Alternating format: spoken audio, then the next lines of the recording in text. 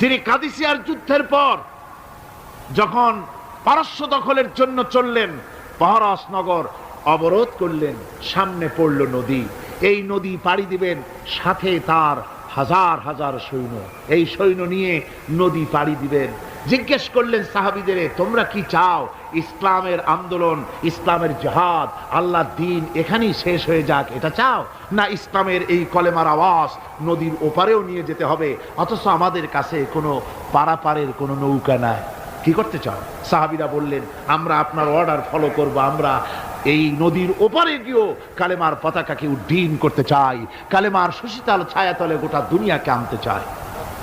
হযরতে সাদ তখন বললেন, তাহলে তোমরা সবাই আমার পেছনে পেছনে এই দরিয়ার ভিতরে ঝাঁপিয়ে পড়ো, আর আমার সঙ্গে সবাই উচ্চারণ করো, নাস্তাঈনু বিল্লাহি ওয়া নাতাওয়াক্কালু আলাইহি।